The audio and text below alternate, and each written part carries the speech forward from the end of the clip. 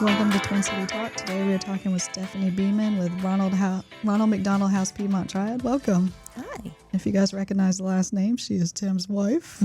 Yeah, I mean, I love all of our guests, but I have to say this is my favorite guest. Yeah, he doesn't kiss all of the guests when they come in. No. Just You don't know that. oh, that's true. So, Ronald McDonald House is such a great organization here, and tell us about all that you guys do. All right. So our primary mission is to provide comfort and care and support to families whose children are receiving medical treatment, and that can be in one of the area hospitals or in area clinics and medical centers. And we do that with 3 different programs. So the main program that most folks have heard of is the house itself. And in that house, we have 36 bedrooms, each with a private bathroom. And we enable families who reside outside Forsyth County to stay in those rooms overnight free of charge while their child is receiving treatment. And that includes meals, so they get breakfast and dinner on us, and sometimes lunches when we have volunteers come and bag lunches for them, and as well as just emotional support. We have programs like pet therapy and things like that during their stay at the house. Our second program is our family rooms. So we have 3 of those inside the area hospitals. So we have one in Atrium Health Living Brenner Children's Hospital. We have one inside Moses Cone and one inside the Forsyth, Novant Forsyth. And that is really a way of extending what we do at the house into the hospitals. You have families whose children are so ill that they just... the thought of leaving them and leaving the hospital at all is just too much. And so it's a place for them to come and it's quiet and it's peaceful and it's relaxing, and there's snacks and food and volunteers and stuff for them there. And then the third program that is growing really quickly is our hospitality carts. Again, that same hospitality, this time in a mobile cart that is in the pediatric offices, health clinics, as well as the NICU and pediatric units in the hospitals. And so those go right to the rooms in a lot of cases, so that parents who are, in the room with their children can even pause and get some coffee and some snacks. So for your services, how does the process work for people to get those services? So to stay in the house, they really only need a referral from someone on their child's medical team. So that could be the doctor, social worker, nurse, anyone who's aware that this is a family that resides outside Forsyth County and wants to be near their child. There is no financial questions or process for that. And so once they have the referral from someone on the medical team, then they can come check in with us. We have not had a waiting list in a long time because we do have the capacity right now for to meet the need. Yeah. So families are able to stay as long as they need. The average stay is about 8 nights. And we have had as long as 8 months, 10 months, up to a year when there's a serious illness, or a lot of times we have long-term stays when there are families with a child in the NICU who was, very early. So, can you share a little about the history of both the organization and then this chapter here? Okay. So the organization actually just last year celebrated their 50th anniversary. Wow. And they were founded up in Philadelphia, connected to the Children's Hospital of Philadelphia. And there was a pediatrician there who saw parents sleeping in hallways, sleeping under their children's hospital beds, and was very alarmed by the fact that there were families who were actually stopping treatment and taking their children home because they couldn't afford rent in apartments nearby and they couldn't afford to live nearby the hospital. Yeah. So she worked with the Philadelphia Eagles and with the hospital there to create the first Ronald McDonald House. Fast forward about 10 years, there was a Ronald McDonald House here in North Carolina in Durham, but we did not have one in Winston-Salem. And we had a wonderful woman who is still part of our board. Her name is Penny Latham Mothershed. And she and her husband lost their son to leukemia. Oh man. And she also, in a very similar journey, recognized that need. Saw that there were parents that were, sleeping in cars and not wanting to leave their child, and having been through it and understood it. So she went about trying to create a house. Originally, it was called the Rainbow House because they weren't able to initially secure the funding from McDonald's, and so she was going to break out on her own and make a rainbow house. And then right as the building was secured, McDonald's did come through and say that they would help with purchasing the house and making it a Ronald When was McDonald that? House. That was in 1984. So it's been a while. Yes. So we just celebrated our 40th anniversary last year. Oh, So, yeah. yeah. Almost as old as me. Yeah. And that was originally just 10 bedrooms. It was primarily for families with children that were receiving cancer treatments, but it was full all the time. There was always a waiting list. And so we've had opportunities over the 40 years to keep expanding and growing. Now about half the families staying with us have a child in the NICU. That seems to be a really common occurrence. And then we have, a host of other reasons that they might be with us. The house is usually full of parents and kids. Siblings are allowed to stay with us. And so sometimes we have, several siblings at a time. And then sometimes we also have the children who are the patients themselves. The child doesn't have to be staying overnight in the hospital for the parents to stay with us. So we might have a child who lives several counties away and are coming in for an appointment or a treatment here at the hospital. Yeah. And so they'll stay overnight with their parents in the house before going home the next day. So it's always lively. What's your favorite part about this job? I think that probably is my favorite part, is if you ever come and take a tour of the house, which anyone is welcome to do at any time. Our offices are intermingled with the guest rooms. So it's not like there's some separate headquarters or office building and then there's the family rooms. We are right there. My office is right next to the kitchen and the dining room. So there is that feeling of being in a person's home. There's cooking smells. There's little feet running up and down the hallways. You can hear them jumping on the beds, which you're not supposed to do. But, you can hear that above my office when, somebody's being a little rambunctious. So, we'll have parents hanging out in the common room, watching TV for a few minutes just to get away for a little bit. So I like that idea that, we really are providing that environment that they're getting to stay with family, What's the more challenging part of your job? Oh, that one is tough. I guess the challenging part is that you can always see more that can be done. Yeah. There's always, we always wish we could do more and better and faster. So there's just limitations in how much you can raise and how quickly you can make change. How much time you have to. Yeah. But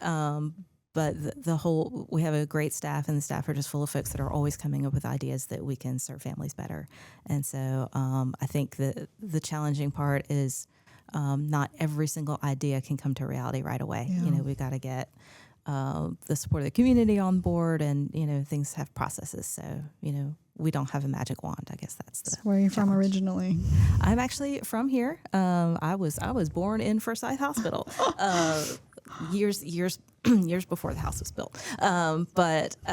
Yes. So I love how everybody am, still calls it Forsyth Hospital. It is. It will, in my head, it will always be Forsyth. It has a much longer name now. Just like I call the other one Baptist, even though it's not anymore. And my mom was actually a nurse at, and Oh, cool. now still call it Baptist. So she was a nurse at Baptist. That's really cool. So what do you love about Winston-Salem? I thought about that, and I almost have two answers, but I think they're related to each other. They relate to my job. I always tell people that I think that Winston-Salem has this specific feeling of we're just scrappy. That's the word. Like, we are scrappy. Yeah. Very DIY, very just figuring out how to get things done in unconventional ways and with collaboration. And I've worked in other communities where everything's a competition. everything. There's just a competition for resources all the time. And I think there's this kind of like small business, like do it yourself attitude here that we just like get things done. And it translates over into my work because of course we have those tried and true ways of supporting, which we love and we're very grateful for. We are obviously grateful for people that leave money in their trusts or, make big donations or sponsor events or, those traditional ways of philanthropy. We love that.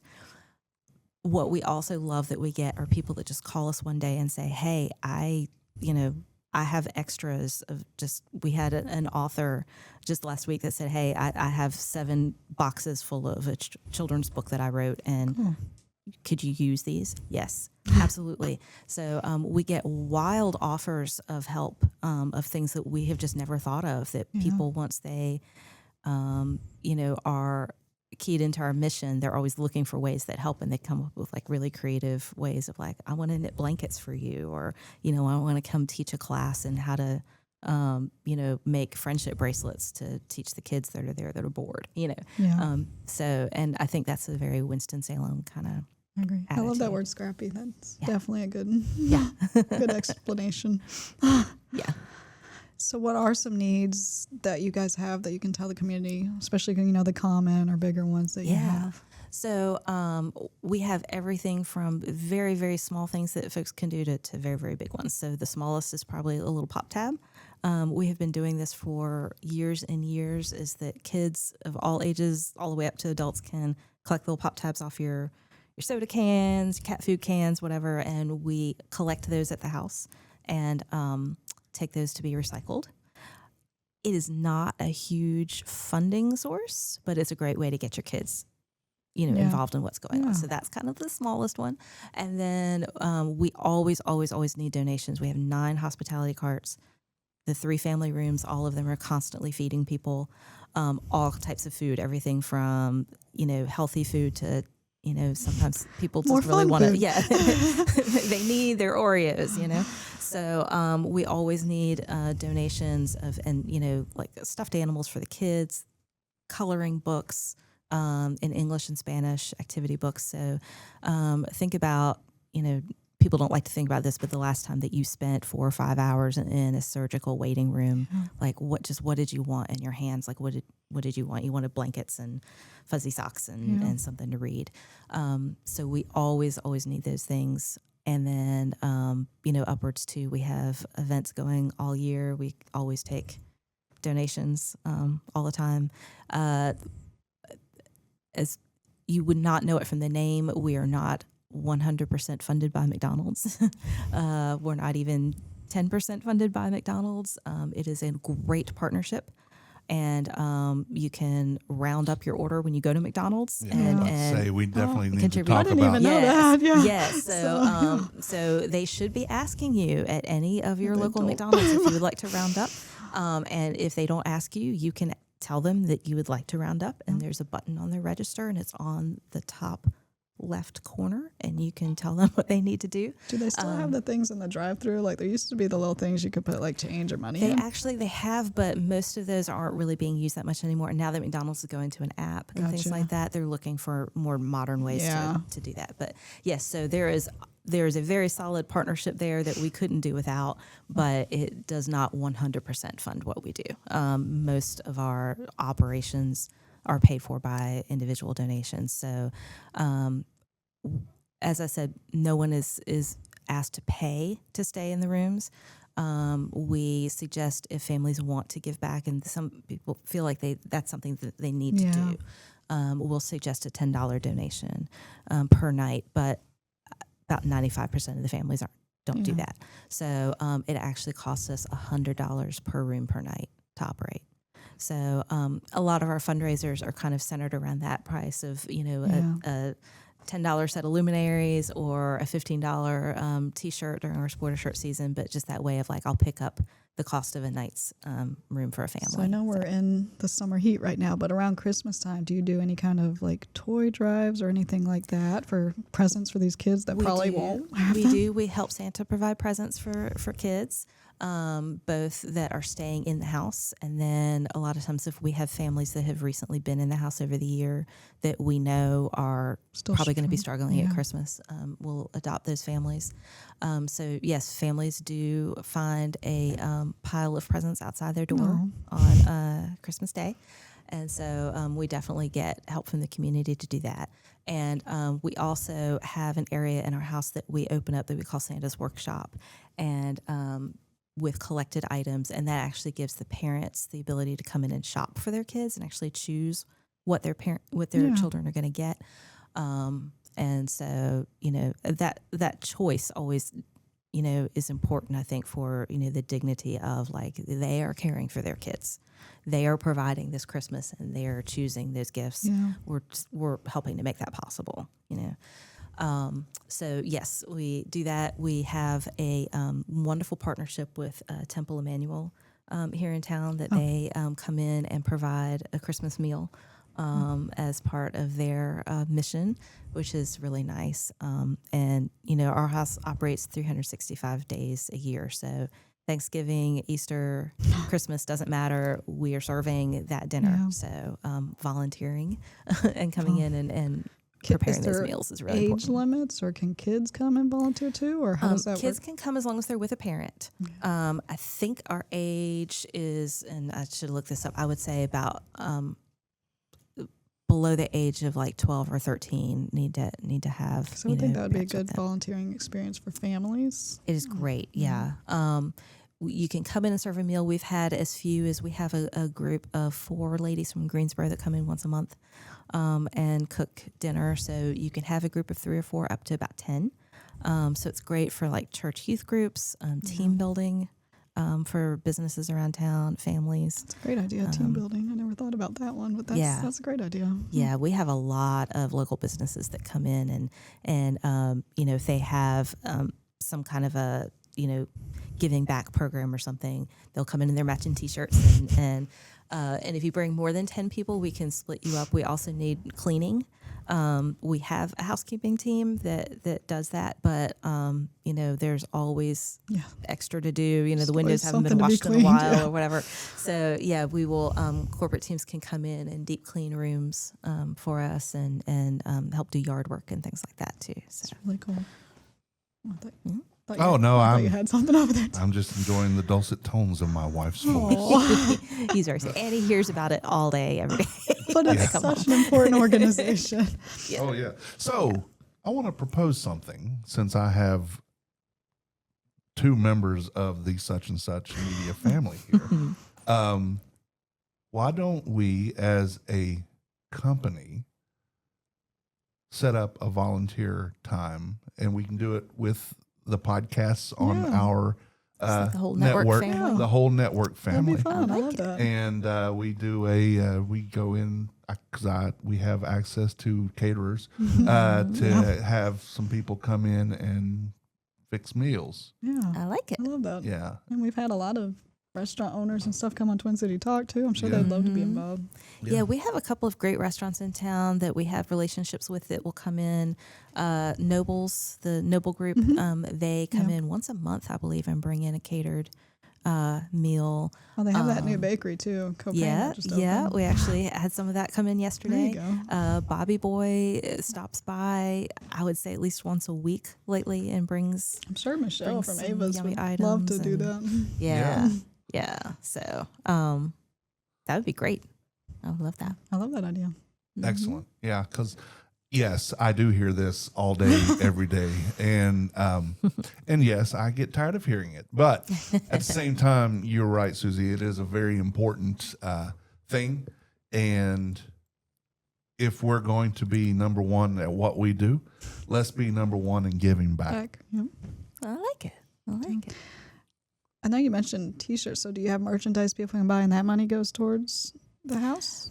Yes. So the T-shirts are the main one. So every year we have a Sport a Shirt campaign. We have a new design every year. When is that? Like this year, or has So it already this happened? year, so actually we still have shirts for sale. So we launch it in early spring, and then we have like a big wear day, usually in April, where we encourage everyone to wear their shirts, and then that's kind of the outreach version of the fundraising. But we order a whole bunch of shirts. So, we always have some left in the summer. We have some left right now. And then we start looking in the second half of the year and say, hey, let's have some more wear days. So like we have some events coming up this summer that we're saying, in addition to, coming out for this family day and, playing games and everything, wear your sporter shirt. If you don't have one, you can buy one. Yeah. So we leave the order form up for the sporter shirt on our website all the time. In the holidays, we have luminaries. So we put together, and volunteers it takes so many volunteers to do this. They actually hand put together kits with the paper bags and the sand and the votive candles in kits of 6, and that costs $10. And so people can buy those usually at their local Lowe's Foods and other retailers. Join in Bowie's Market always has them. I'm trying to think of some of the other ones. I don't want to leave anybody out, but we have several retailers that will carry them.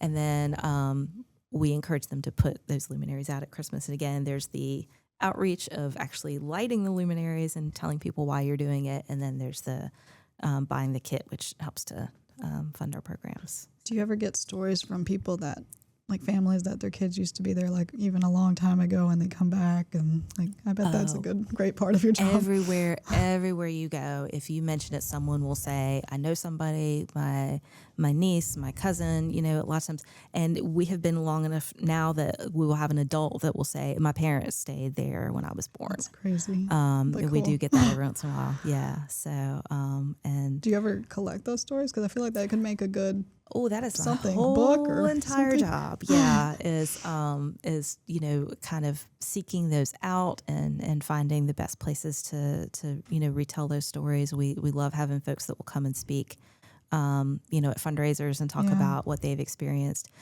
We do have. I'm glad you brought that up. We do have a place on our website where if you have had an experience with us, you can submit that. You can type it. There's like no character limit. You can just go crazy and tell your whole story and upload pictures. And that gives us the ability to take that as an asset to, put into fundraising letters and, use to tell our story and what our impact is. So we love it when people willingly share their stories with us like that. A lot of times we have parents who will give us updates that way. So we had a child who stayed in our house long before I was there, and we still have pictures of him as a little toddler floating around that we use in some marketing and stuff like that. Adorable child.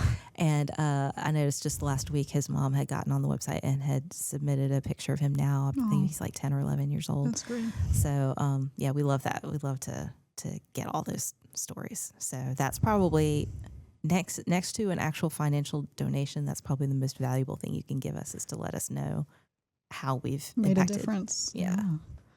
So given your proximity and what you guys do, like what does your partnership with Brenner look like, It has been, obviously being just across the street is very helpful. They have been very good about letting us let people know that room is there. Working on making it clear to folks that the signage is there, letting us talk to the medical teams and let them know that it's an option.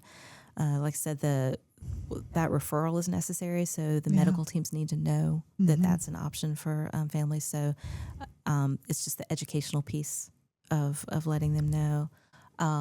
We have folks that I believe from Brenner who have helped do some cross training with us about what they call trauma-informed care, or helping to relate to families who have been, have come to us through some sort of a traumatic event, or have experienced a loss. It does happen at our house. So, we want to be prepared for, how to handle that the best way. So we have a great partnership with that. They like to be involved in our fundraisers. And, That's good. I love that. I love that place because my daughters have been there with all their crazy medical stuff a lot. So it's a great hospital.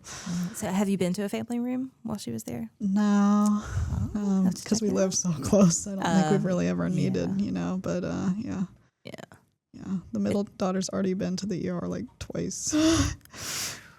Gosh, but yeah, it's definitely, and the thing about the family rooms too is that they are open to anyone who's in the hospital. So where our house is for residents outside of Forsyth County, it doesn't matter if you're from here in Winston and your child is at Brenner and you just need to like we've had people come in and take their laptops in and work that are trying to still check in to work remotely. We've had that in the house too. We have a couple of quiet living rooms where while we've had particularly dads staying with us, they will just camp out. And where are they? Where are the family rooms located? So the one at Brenner is on the 6th floor in Ardmore Tower. Okay. I believe that's the C floor. They have them like named by type of.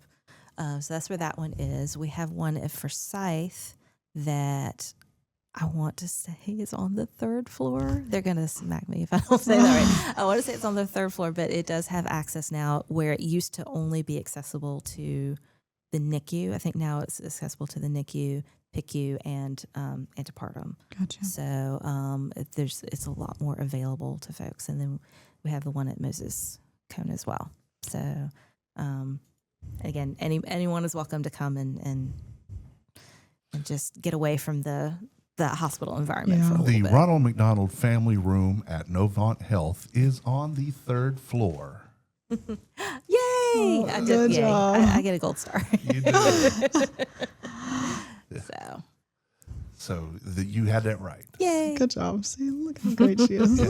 You And I already know had that. your back. It's all up here. Yeah. All up here. Yeah. He's always looking up information for us. I'm the IT team. All right. So how can people find out about Ronald McDonald House? So you can go to our website, which is rmhcpt.org, and go. I would say you could explore the website. I would go directly to the Make a Difference tab. There on the website, and you can find out about every fundraiser, every possible way to donate, all the different ways to get involved and volunteer as well. We have a great volunteer manager. His name is Caleb. You can email him at calebg@rmhcpt.org, and he will get you fixed up for coming volunteering and doing meals and things like that. And yeah, just look around whenever you are at any of the hospitals. We look for that cart. Our hospitality team, we have a huge team of folks in that come around and not only pass out those snacks and toys and things for the kids, but let people know about the house as a resource too. And people can find you on social media too, right? Oh yeah, that's also my job. So so on Instagram we're at RMHCPT, and Facebook it's I think it's RMHC Beeman Triad. You usually can just search search Ronald McDonald House, Beeman Triad. Yeah. And we'll also have a YouTube channel and LinkedIn. Oh, cool. I didn't know you had a YouTube channel. Yeah. Cool. Yeah. Oh, YouTube channel is really cool. So definitely look for that. We have created some really nice videos in the last year or so. I'll go ahead and shout him out because he's fantastic. We've worked with the James Agency, and he's put together a number of videos telling family stories that are just great. That's amazing. kind of what we're talking about. Yeah. Yeah, those are all on YouTube. So that is like really, if you want to know what we're about, I would go to the YouTube channel and watch a couple of those because that brings it right home. So thank you for joining us. absolutely. And thank you for putting up with Tim all the time. Gladly. Keeping him in line. I don't have any chance to get out of line. Between the two of you, I am P's and Q's are minded. Good. Well, thank you for listening. This is Twin City Talk. You can find us on Instagram and Facebook.